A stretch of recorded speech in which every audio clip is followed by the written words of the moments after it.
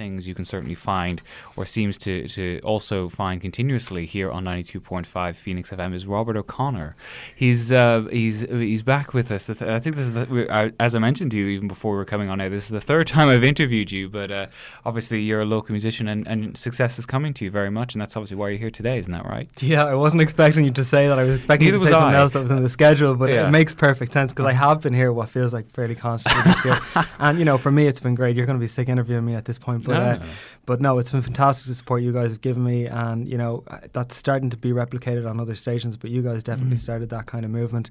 And it's great then to check in with you because obviously we follow each other online, so it's great to check in with all of you when stuff happens, and you know, you guys got in on the ground floor, so. Oh, right. Well, certainly. Well, obviously you've had some decent success at the moment, so tell us more about kind of that and something that came to you as a surprise, is that right? Definitely, because like this is not my first rodeo with this kind of thing. You know, it has been 5 years since I've worked on music and put out music.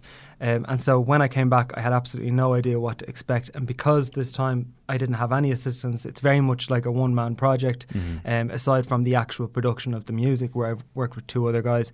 But once they hand over the music, it's me and the record, and it's like, what now? Because, you know, I did consider would I shop it around for a bit to labels or to get a manager, but it just really doesn't work like that now. And I think if you're willing to completely own it yourself and kind of manhandle the whole project and plan it really well, like it's a business. I do think you get out what you put in some ways, because the last time I had a lot of regrets, as in I didn't do this, I should have done that. This time everything's been put out on the table, and you know, I've, with the sort of zero budget situation that I'm in, because all the money's put into the music, it's just about the hustle and about putting in the hours, really.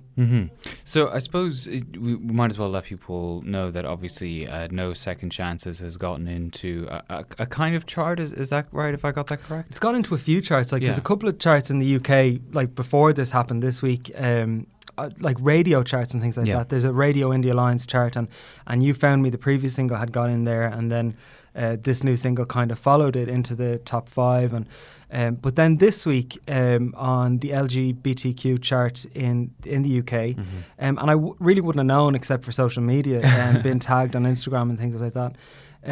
And it all happened very quickly because I didn't send the single to this company or this website, but basically the single went in at, I think, number 40, which is obviously, you know, the last position in the top 40. So you think, oh, that's fine, great, but I'm not going to pay too much attention to it.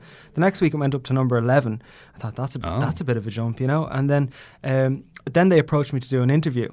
Which I did, and that was fantastic because I was kind of reaching out to new demographics as well. And I had done an interview with GCN here in Dublin, so I kind of didn't initially think, you know, I didn't think LGBT audience necessarily for the style of music. But then again, you can't kind of, I suppose, predict these things. You just don't know who's going to catch on to it. There's been 40 and 50-year-old guys who I certainly didn't expect to be fans, you know, loving it. So, but yeah, LGBTQ chart this week, it went into number 1. A massive surprise.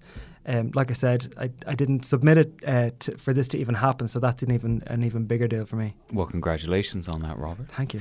And so, yeah, I suppose this. I guess one of the things that has me thinking about it is that we're both, I suppose, relatively young, and sort of we've grown up as sort of social media and the internet has rewritten kind of the rules of media distribution and all that sort of thing. So it's, I guess, in a way, you sort of wonder, like, how on earth did anyone ever keep track of this kind of stuff or know about it, or how much went on. Like, you, in a way, you're able to sort of track the life of your tracks a little bit more than possibly beforehand, or whereas you probably would had a lot of manpower to keep track of where where your music went. So it's you would have definitely, yeah, absolutely. You would have had to have a staff to nearly keep track of it, like your PR and your pluggers at radio, and then your press people. And I think there was like a full team that you would need, really. And even like the last time that I did this, 2013, you still kind of needed that. And obviously we had social media then, but it was just less user friendly, I suppose, in the sense of we can really do everything now ourselves. You do need to still hire a distributor, which is not a big deal because it doesn't have to be an upfront payment. It can be a very small upfront payment, depending on who you choose. It can be a small percentage. I got really lucky actually because I went with a company called Amuse, which like I kind of made a list of about 15 distributors and looked at the pros and cons of each one. And this one, Amuse, which is part owned by will.i.am, and he always gets in on cool, quirky new businesses. They charge absolutely nothing, but they use all your data that you upload, obviously for their advertisers, and they also kind of use it to see how a song is doing, and if they think something is gaining traction, they'll get on board and try and pump it up a little bit, but throw some fuel on the fire. But I mean, for me, the thing is, I suppose it's been more radio play than streams with this song that I have out at the moment, and like I don't keep too close an eye on it, but definitely the radio aspect I've been really on it. So once I kind of get a little bit of pickup, I'm like, well, I can use that as leverage to get some more, and that's really how this whole year has gone. That's okay. And so it seems that very much your music, is, for some reason or another, is radio friendly. Is it's possible now? You're not a radio person; you're a musician. So obviously, it's maybe a touch out of your remit, but maybe I suppose your music is leaning towards a demographic that tends to listen to radio more than use a streaming service, possibly. I think that's completely possible, and I think usually when you're breaking a new artist now, you're definitely targeting towards streaming, and whereas if you've got more of a heritage artist that's coming back after a few years, you're saying, right, well, their audience is more physical, it's more radio, so you're conscious of that and you market it in that way. It's more of a BBC Radio 2 than a kind of Capital sort of vibe if you're to look at the UK model, or hear the same kind of thing, and that definitely doesn't bother me, because I think there's a loyalty within that kind of demographic as well, in the sense that they're more likely to go and buy an album down the line or an EP, a concert ticket, rather than it being very kind of fleeting and they're with you for a very short attention span kind of thing. So look, I'm kind of totally open, and this week my mind has been opened. Absolutely, I'll take it all, but my mind has really been opened this past few weeks with the type of shows that have been playlisting it, and then with this LGBT chart. Like, none of that was expected for me, and I think it is a bit of a lesson as well to say, because there's been a couple of times where I've turned down interviews or things where I thought, no, I don't think that's my market. So do everything, I think. Mm-hmm. And is the success that you're having with the track No Second Chances, is that influencing your current creative process? Well, actually, I was at a songwriting session yesterday, quite late night, so I'm a little bit black under the eyes here. Good thing we're on radio and not TV. We've got very flattering lighting, don't worry. So, I described it this morning to a friend as sounding like the Chainsmokers swallowed a banjo.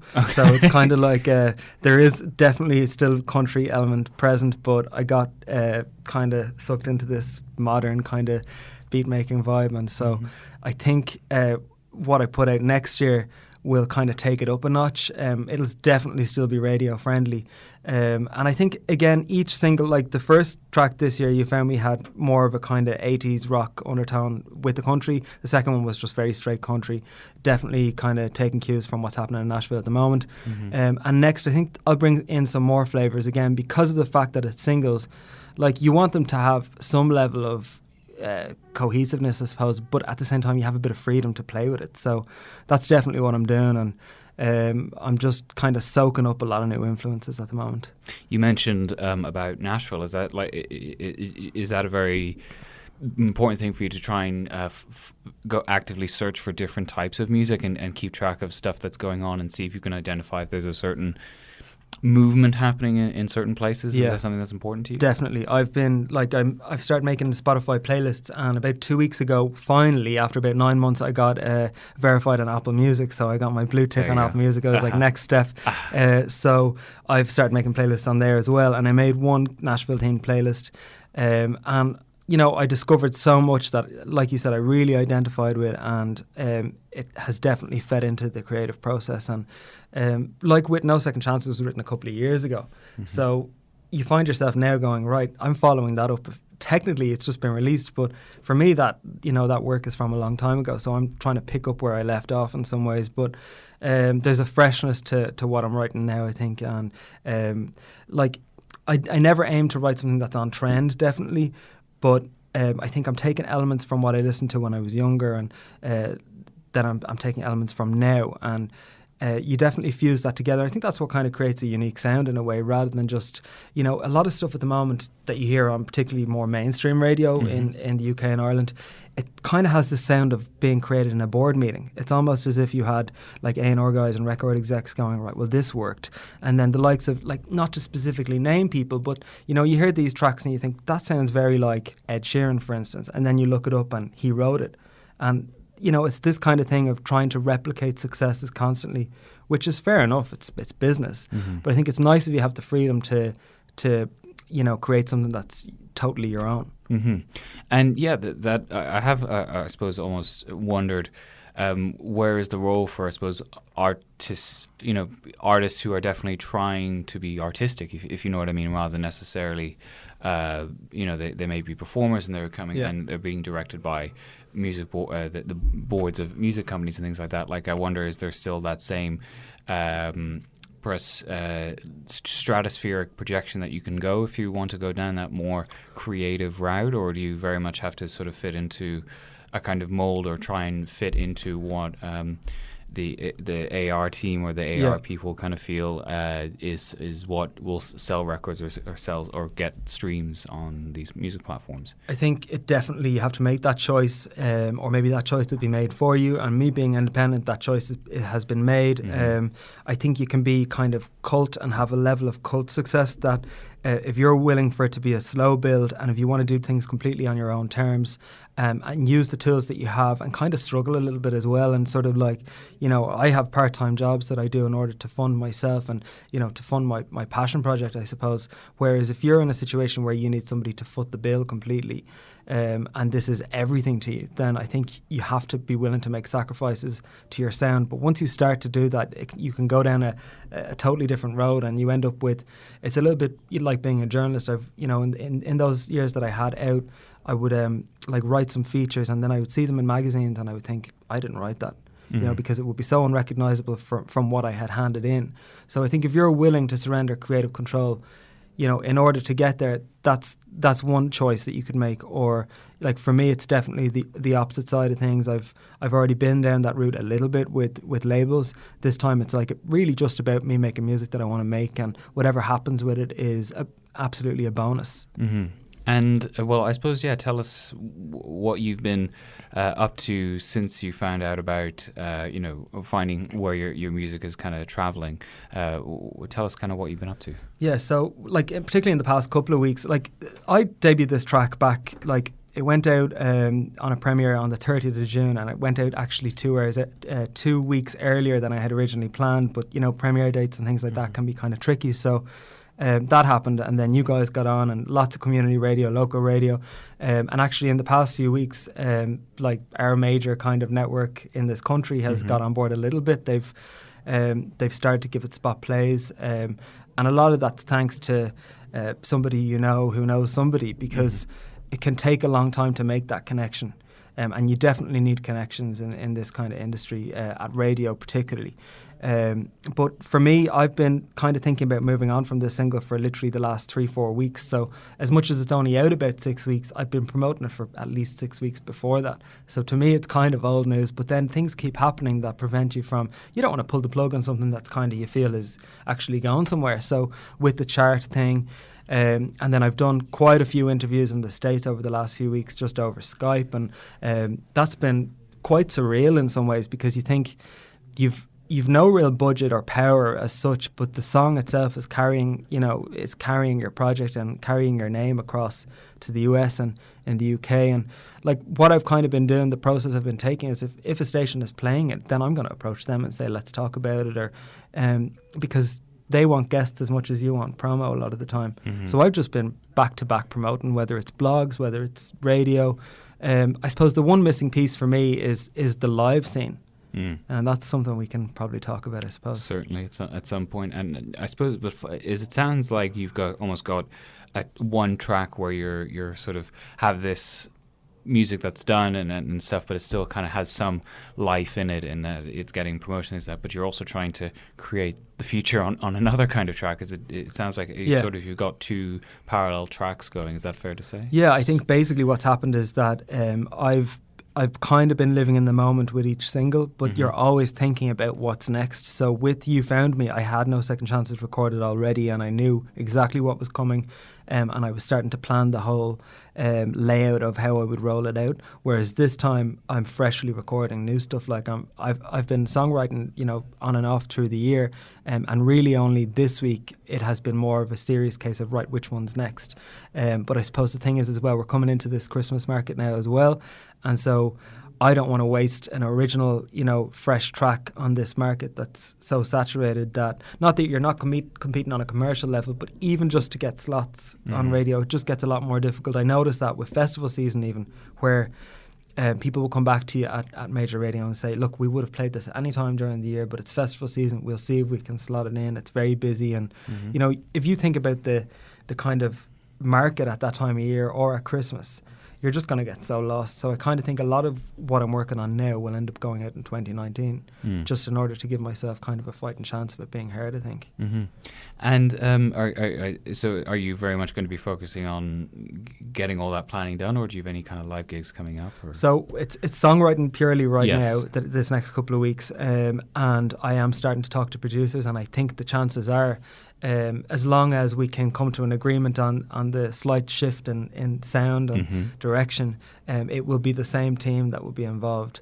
But I'm always open to new collaborations and bringing different people in as well, as long as it feels right. But gigs-wise, I was just saying to you off air, I've joined this app called Vamper, which is basically like Tinder for musicians. Right. So you're swiping and it's the same kind of interaction. And it feels very weird because you're not used to it in that context at all. But I think it's an absolutely genius idea. And this is an app for finding live musicians to accompany you, right? Or it could be you could be looking for a band. It's not like an actual Tinder for musicians. No, it's not actually Tinder for musicians. That was the wrong way to describe it. There's obviously like a swiping or whatever, or like a list of people. Because musicians don't actually have relationships. No. As long as they're not approved by PR, I guess. Yeah, exactly. So no, basically what it is you could be a singer, let's say, looking for musicians, or you could be a bassist looking for a guitarist, or you could be looking for songwriters, you could be looking for photographers. It's basically across the board music industry for networking. I suppose actually what it's like is LinkedIn for musicians, because LinkedIn doesn't work if you're in the media, really.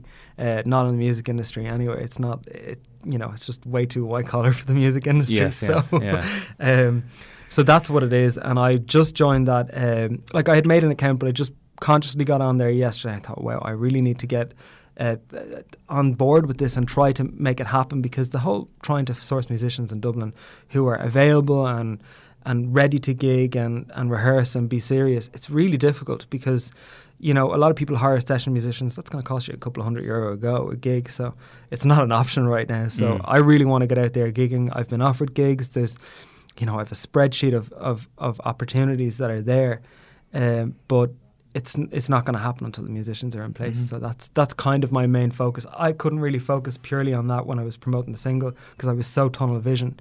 So I'm waiting for this to just kind of die off, and then I can go out and do live stuff and really enjoy it.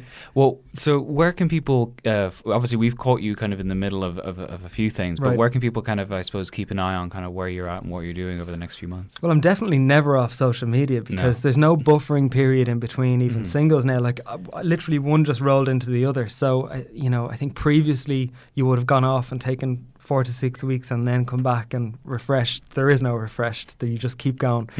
So definitely IamRobertO'Connor.com. All the social media is branded the same except for Twitter, which is just Robert O'Connor.